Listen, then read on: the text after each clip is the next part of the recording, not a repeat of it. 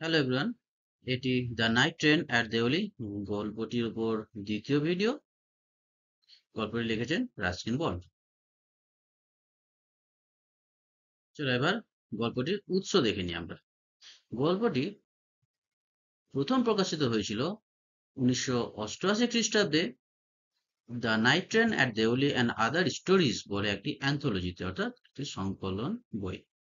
পরে 2016 খ্রিস্টাব্দে আবার same publisher penguin random house এই বইটি প্রকাশ করে আরো 30টা গল্প যুক্ত করে। তাহলে গল্পটির উৎস হচ্ছে the night train at Deoli and other stories বইটি। এবার দেখে নিই এই গল্পটিতে চরিত্রগুলো কার। প্রথম হচ্ছে দ্য ন্যারেটর, অর্থাৎ বক্তা নিজেই, আমাদের লেখক রাস্কিন বন্ড নিজেই একটা চরিত্র।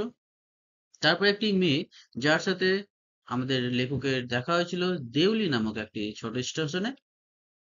তারপর একটি টি স্টল ওনার, যেই চায়ের দোকানের পেছনে বক্তার সাথে মেয়েটির দেখা হতো, এবং যেই চায়ের দোকানের মালিককে তিনি মেয়েটিকে যখন স্টেশনে দেখতে পান না তৃতীয়বার ভ্রমণের সময়, তখন তিনি জিজ্ঞেস করেছিলেন সেই চায়ের দোকানের মালিক। তারপরে the old station master, old মানে আবার বৃদ্ধ ভেবে নাও না, ওল্ড মানে প্রথম দুবার দেখা হওয়ার সময় যে স্টেশন মাস্টার সেই স্টেশনে ছিলেন, দেউলি স্টেশনে ছিলেন, সেই স্টেশন মাস্টার। এবং নিউ স্টেশন মাস্টার তৃতীয়বার যখন বক্তা মেয়েটিকে দেখা না পেয়ে তার ঠাকুমার বাড়ি দেরাতে গেছিলেন এবং ফিরে আসার সময় সেখানে একটি নতুন স্টেশন মাস্টার পোস্টিং পেয়েছিলেন সেই দেওলি স্টেশনে, এবং তাকে বক্তা জিজ্ঞেস করে মেয়েটি সম্বন্ধে কোনো তথ্যই পাননি। তো এখানে নিউ স্টেশন মাস্টার মধ্যে প্রথমের স্টেশন মাস্টার বদলি হওয়ার পর যে নতুন স্টেশন মাস্টার এসেছিল তাকে বোঝানো হচ্ছে। চল আমরা এবার গল্পটির সারাংশ দেখে নিই। গল্পটিকে আমরা কয়েকটি ভাগে ভাগ করে সারাংশ মনে রাখতে পারি। প্রথম ভাগ বলতে পারি আমরা কলেজ ডেজ, অর্থাৎ প্রথমে তিনি কলেজের দিনের কথা বলেছেন। কলেজে যখন তিনি পড়তেন সেই সময় তিনি গ্রীষ্মের ছুটিটা তার ঠাকুমার বাড়ি দেহরাদুনে কাটাতেন।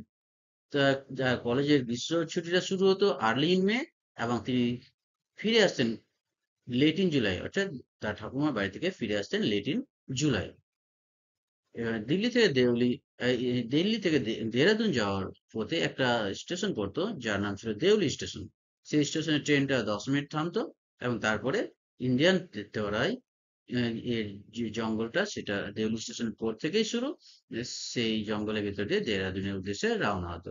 তো এবার তরাই, ভারতীয় তরাইটা কি, তরাই হচ্ছে হিমালয়ের পাদদেশ থেকে ইন্দো গঙ্গাটিক প্লেনের উত্তর পর্যন্ত বিস্তৃত। এবার হচ্ছে incident at Deoli station. Deoli স্টেশনের ঘটনা। দেওলি স্টেশনে কি হয়েছিল, একবার দিল্লি থেকে দেরায় যাওয়ার সময় লেখকের সাথে দেওলি স্টেশনে একটি মেয়ের দেখা হয়েছিল। মেয়েটির চুল ছিল শাইনি ব্ল্যাক, এবং তার চোখ ছিল ডার্ক, ইম্প্যাশেন্ট অ্যান্ড ট্রাভেল। মেয়েটির চোখ দেখেই লেখক তার প্রতি আকৃষ্ট হয়েছিলেন। তারা দেওলি স্টেশনে যে প্লাট একটি চায়ের দোকান ছিল, সেই চায়ের দোকানের পেছনে দেখা করেছিলেন প্রথমবার, এবং লেখক মেয়েটির কাছ থেকে একটি ঝুড়ি কিনেছিলেন 1 টাকা দিয়ে। মেয়েটি বেতের ঝুড়ি স্টেশনে বিক্রি করত। এবার প্রথমবার যেহেতু ট্রেনটি দেওলি স্টেশনে মাত্র একবারই 10 মিনিটের জন্যই থামতো, তাই তিনি আবার ট্রেনে উঠেছিলেন, এবং মেয়েটি কিছু বলেছিল সেই সময়, কিন্তু গার্ড গার্ডের বাঁশির শব্দ এবং ট্রেনের ইঞ্জিনের শব্দে সেটি শোনা যায়নি। লেখক তারপরে দেরাতে পৌঁছেছিলেন তার ঠাকুমার বাড়ি। সেখানে পৌঁছে তিনি মেয়েটির কথা ভুলে গেছিলেন, এবং ফেরার পথে লেট ইন জুলাই যখন তিনি ফিরছিলেন সেই সময় আবার মেয়েটির কথা মনে পড়েছিল, এবং দেওলি স্টেশনে তাদের আবার দেখা হয়েছিল। তখন তারা দেওলি স্টেশনে যে চায়ের দোকান ছিল সেই চায়ের দোকানের পেছনে গিয়েছিলেন। লেখক তখন মেয়েটির হাত ধরেছিলেন, এবং তারা বেশ কিছুক্ষণ চুপচাপ ছিলেন, এবং তাদের নিস্তব্ধতাতেই অনেক কথা বলে দিয়েছিলেন। তারপর ট্রেন ছাড়ার সময় হলে লেখক মেয়েটিকে বলেছেন যে তিনি আবার ফিরে আসবেন। এই ঘটনা দেওলি স্টেশনে ঘটেছিল। এবার দেওলি স্টেশন সম্বন্ধে একটু জেনে নিই আমরা। দেওলি স্টেশন একটি ছোট স্টেশন যার একটি প্ল্যাটফর্ম ছিল, একটি স্টেশন মাস্টার রুম ছিল, এবং একটি অপেক্ষাগৃহ ছিল, waiting room for the passengers. কিন্তু কেউ কখনো নামতেও না সেই স্টেশনে এবং কেউ কখনো উঠতেও না, তাই স্টেশনে কোনো কুলি ছিল না। এবং প্ল্যাটফর্মে কি ছিল, প্ল্যাটফর্মে একটা ফলের দোকান ছিল, একটা চায়ের দোকান ছিল এবং কিছু ভবঘুরে কুকুর ছিল।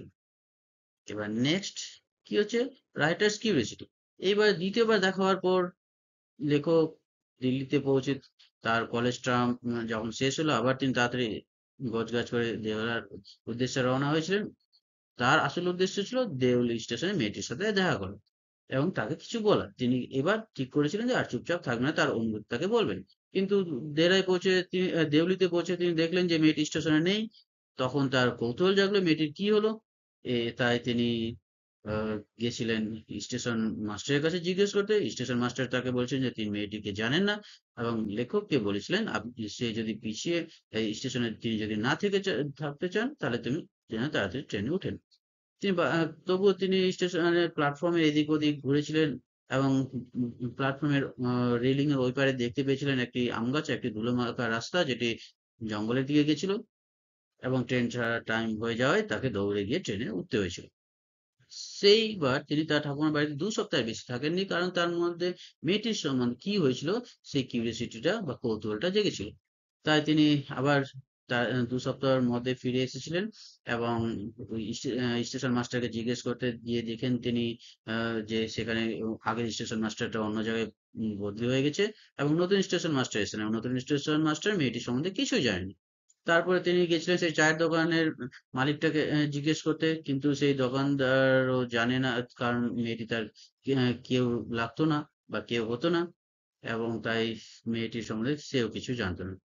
আম, সেই সময় বাধ্য হয়ে আবার লেখক ট্রেনে উঠে গেছিলেন, কিন্তু তিনি ঠিক করেছিলেন যে একদিন তিনি সেই স্টেশনে কাটাবেন এবং বের করবেন খুঁজে যে মেয়েটির কি হয়েছে। এরপরে রাইটার্স ফেয়ার। এবার লেখক প্রথমে ঠিক করেছিলেন যে একদিন তিনি স্টেশনে কাটিয়ে মেয়েটির সন্ধান বের করবেন বা মেয়েটির কি হয়েছে সেটি ঠিক করবেন, কিন্তু তিনি কখনো সেটা করেননি। তিনি তাই লেখক বলছেন যদি এটা কোনো কল্প কাহিনী হতো বা কোনো সিনেমা হতো তাহলে একদম একটি যথাযথ সমাপ্তিতে তিনি পৌঁছতেন। কিন্তু তিনি তার এটা বাস্তব ঘটনা হয়, তিনি কখনো সাহস করতে পারেননি ওই মেয়েটির খোঁজ খবর নিতে বা মেয়েটির কি হচ্ছে সেটা উদ্ধার করতে। তিনি ভেবেছিলেন মেয়েটি হয়তো সেই জায়গা থেকে চলে গেছে বা মেয়েটি হয়তো অসুস্থ হয়ে গেছে বা মেয়েটি হয়তো বিয়ে হয়ে গেছে। তবুও তিনি বেশ বা যখনই দিল্লি থেকে বা দেহরাদূনের উদ্দেশ্যে যেতেন আশা প্রকাশ করতেন যে হয়তো মেয়েটির সাথে দেখা হতে পারে বা এই আশাটা তিনি সবসময় মনের মধ্যে রাখতেন। কিন্তু তার ভয়ের কারণে বা মেয়েটির প্রকৃত কি হচ্ছে সেটা জানা সেটা সেটা জেনে তিনি ভীত হতে পারেন। এই কারণে তিনি কখনো দেওলিতে নামেননি এবং তিনি মেয়েটির সম্বন্ধে আশা করা, মেয়েটি হঠাৎ কোনোদিন দেখা হবে এই বাসনা রাখা এবং মেয়েটির সম্বন্ধে বিভিন্ন ধারণা করাটাকে তিনি একটি গেম মনে করতেন এবং তিনি প্রকৃত ঘটনাকে উদ্ধার করে সেই গেমটাকে নষ্ট করতে চাননি। এইভাবে গল্পটা শেষ হয়েছে। নাইট ট্রেন অ্যাট দেওয়ালি গল্পটির উপর দ্বিতীয় ভিডিও এখানে শেষ হলো। এর পরবর্তী ভিডিওতে আমরা বিভিন্ন অংশের কোশ্চেন গুলো দেখবো।